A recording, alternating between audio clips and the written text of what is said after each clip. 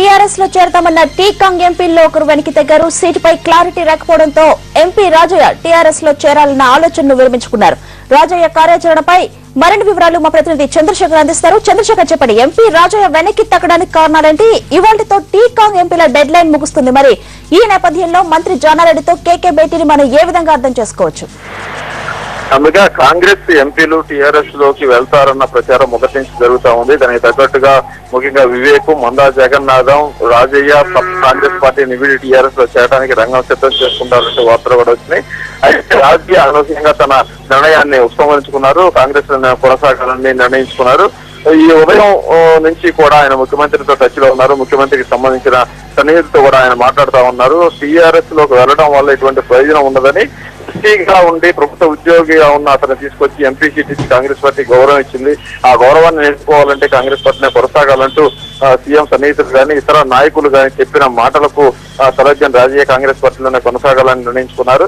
తెలంగాణ అంశానికి సంబంధించి కాంగ్రెస్ పార్టీలోని పోరాటం కొనసాగించాలి. రాహుల్ గాంధీ తెలంగాణకు సంబంధించిన సమావేశం కూడా పెడతారని చెప్పిన నేపథ్యంలో డెడ్ లైన్ పెట్టుకుని పార్టీ వేయడం వల్ల వచ్చే ప్రయోజనం అనేది లేదని నిర్ణయించుకున్న రాజయ్య తన పార్టీ మారే వ్యవహారానికి స్వస్తి చెప్పినట్టుగా తెలుస్తోంది.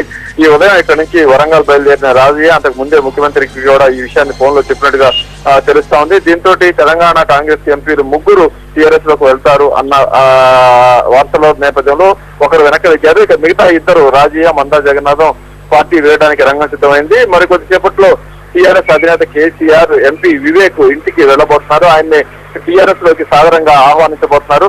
గౌరవప్రదంగా ఒక ఎంపీగా ఉన్న వ్యక్తిని పార్టీలోకి ఆహ్వానించాలంటే ఆయన ఇంటికి వెళ్లడమే మంచిదన్న ఉద్దేశాన్ని, సలహాను పాటించి కేసీఆర్ కొద్దిసేపట్లో వివేక్ ఇంటికి వెళ్ళబోతున్నారు. ఆ తర్వాత మందా జగన్నాథ్ ఇంటికి కూడా కేసీఆర్ వెళ్లే అవకాశం ఉంది. వాళ్ళిద్దరిని కూడా ఆయన తన పార్టీలోకి ఆహ్వానించబోతా ఉన్నారు. ఈ నేపథ్యంలో మరి కొద్దిసేపట్లో ఈ సమావేశం కూడా ఒకటి కేసీఆర్ కు, వివేక్, కేకేకి కూడా జరిగే అవకాశం ఉంది. ఈ ఉదయం కేకే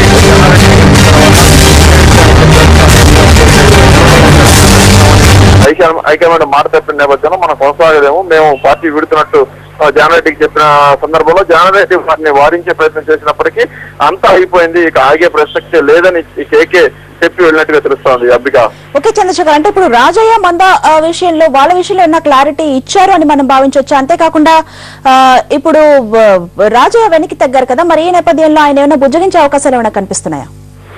మందా జగన్నాథ్ మొదటి నుంచి కూడా జిల్లా మంత్రి డీకే అరుణ్తో విభేదిస్తున్నారు. డీకే అరుణ్ను సీఎం ప్రోత్సహించి తన మీద కుసుగొలుపుతున్నారు. తాను పార్టీ వీడేలాగా పరిస్థితిని కల్పించారని మందా జగన్నాథ్ స్వయంగా రాహుల్ గాంధీ ముందే ఫిర్యాదు చేశారు. అయితే ఆ తర్వాత మందా జగన్నాథ్ ఓరడించడం కానీ, ఆయనతో చర్చ జరపడం కానీ, ఆయన పార్టీని కొనసాగించేలా ఎటువంటి ప్రయత్నాలు కూడా జరగలేదు. అలాగే వివేక్ వైపు నుంచి కూడా ఎటువంటి ప్రయత్నాలు జరగలేదు, ఎవరు చర్చ జరపలేదు. దీన్ని ముఖ్యంగా టీఆర్ఎస్ లోకి వెళ్లాలనుకుంటే ఇద్దరు ఎంపీలు అవమానకరంగా భావిస్తున్నారు. 7 నియోజకవర్గాలకు దాదాపు 10 లక్షల మందికి ప్రాతినిధ్యం వహిస్తున్న ఎంపీలకి విలువ లేకపోతే, గౌరవం లేకపోతే ఎలా అనేది వాళ్ళు మదనపడతా ఉన్నారు. ఇక ఈ నేపథ్యంలో టీఆర్ఎస్ వైపు నుంచి కూడా వీళ్ళకి ఒత్తిడి ఎక్కువైపోయింది. వచ్చే 2వ తేదీన టీఆర్ఎస్ నిజాం కాలేజీ గ్రౌండ్ లో ఒక భారీ బహిరంగ సభ నిర్వహిస్తా ఉంది. ఈ టీజేఐసీ నుంచి కానీ మరికొన్ని ఇతర పార్టీల నుంచి కొంతమంది నేతలు టీఆర్ఎస్ లో చేరబోతున్నారు. ఈ సందర్భాన్ని ఉపయోగించుకొని ఈ ఎంపీలను కూడా అదే రోజు పార్టీలోకి తెచ్చుకోవాలనేది టీఆర్ఎస్ భావిస్తున్న నేపథ్యంలో ఈ ఒత్తిడి పెట్టింది. దీంతో గతంలో అనేక డెడ్ లైన్లు కాంగ్రెస్ తెలంగాణ ఎంపీలు పెట్టినప్పటికీ తర్వాత వెనక్కి తగ్గారు. ఈసారి వెనక్కి తగ్గలేని పరిస్థితుల్లో వివేక్, మందా జగన్నాథం వాంఛనీయంగా పార్టీ మారాల్సిన పరిస్థితి ఏర్పడింది. Ambika, right, thank you Chandrasekhar.